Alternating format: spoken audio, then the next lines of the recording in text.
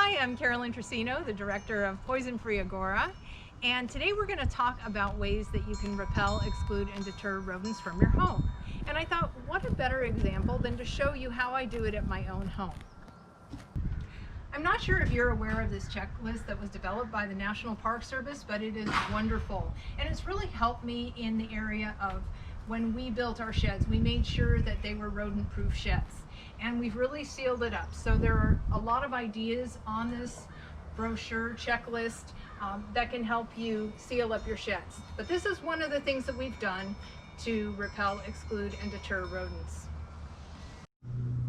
Another thing that we do as a preventative measure is that we spray essential oils around the foundation of our home. You can also spray this around sheds. And this particular product is called Repel. And some of the essential oils in here are peppermint oil, rosemary oil, and citronella oil. So I'm going to go do some spraying.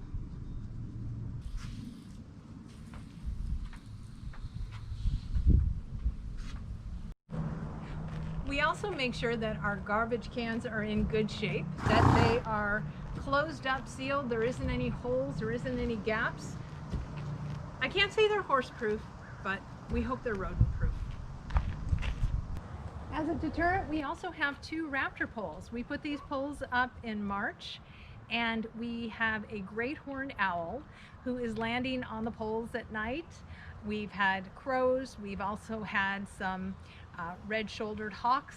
So it's been exciting to have these raptor poles and have this natural form of rodent control. A lot of times you won't be up at the time of the evening when raptors are accessing your raptor poles. So it's always fun to have wildlife cameras.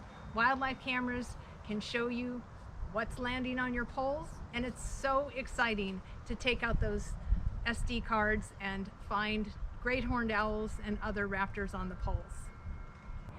We no longer have bird feeders, and that's by choice. We went for the raptor poles. However, when we did have bird feeders, before we had a catch on the bottom, we noticed that we were getting a lot of rats, and I used one of my wildlife cameras to capture what kind of rats were around the bird feeder. We put a catch on it, but we still attracted birds that we did not expect to attract, like you can see all the pigeons that are on the bird feeder.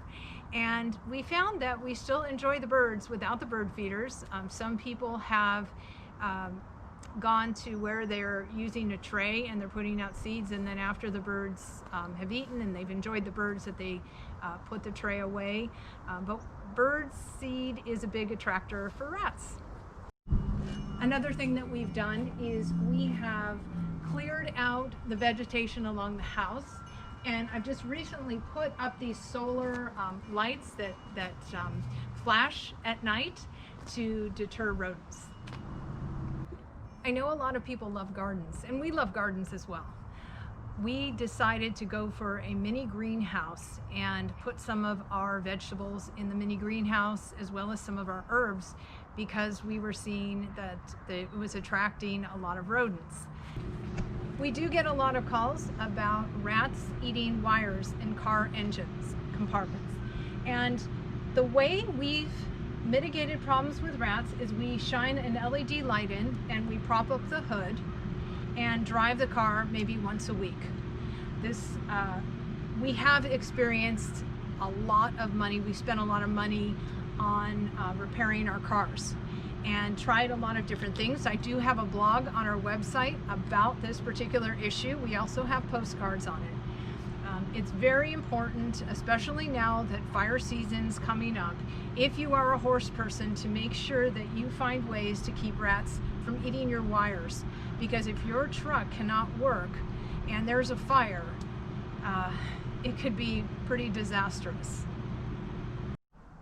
Not only do I get calls about rats, but I also get calls about ground squirrels. And how do you mitigate issues with ground squirrels? Well, I did have ground squirrels that were digging under this particular shed, and the way I was able to mitigate problems with ground squirrels is I sprinkled this critter ritter. It's hot peppers. I've also heard black pepper, ground black pepper in the holes actually helps out as well. I also broke up any kind of burrows that I found, and I haven't seen the ground squirrels for a couple of months.